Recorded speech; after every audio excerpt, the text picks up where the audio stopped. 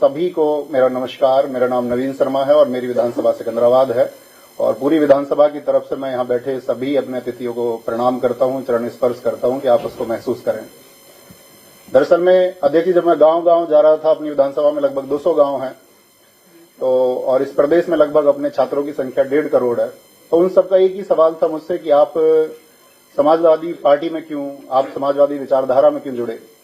तो उसका एक बहुत थोड़े से समय में उत्तर देना चाहूंगा कि मैं एक शिक्षक हूं और मैं निर्माण की परिभाषा जानता हूं, एक विध्वंस की परिभाषा मुझे नहीं आती है। और इस समय की जो प्रदेश में सरकार है वो सिर्फ तोड़ना चाहती है, चाहे वो जातियों के नाम पर तोड़े, चाहे वो बुलडोजर के नाम पर तोड़े। लेकिन हमारे अखिलेश यादव जी ने चाहे एक्सप्रेसवे के नाम पर हो, चाहे डिजिटल एजुकेशन लैपटॉप के नाम पर हो, हमेशा एक जोड़ने का काम किया है।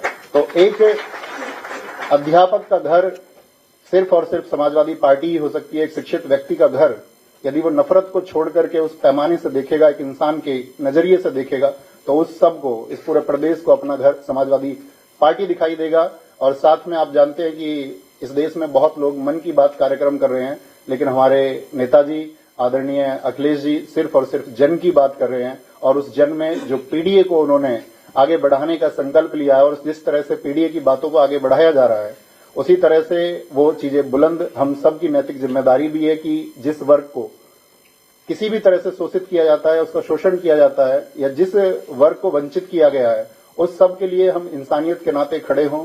हम बटे ना, कोई हमको बांटने का भी प्रयास करे तो हम बटे ना, और हम कंधे से कंधा मिलाकर के आदरणीय अखिलेश यादव जी को 2027 में बहुत मजबूत बनाएं।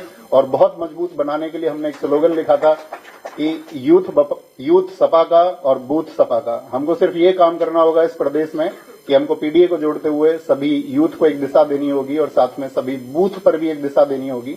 और साथ में मैं यहाँ समाजवादी पार्टी के इस मंच पर एक आश्वासन देना चाहूंगा कि जब मौसम अच्छा रहेगा तब भी हम समाजवादी पार्टी के साथ रहेंगे, और कभी आंधियां भी होंगी और हमारे विपरीत स्थितियां भी होंगी, तब भी हम आजीवन समाजवादी पार्टी के साथ रहेंगे।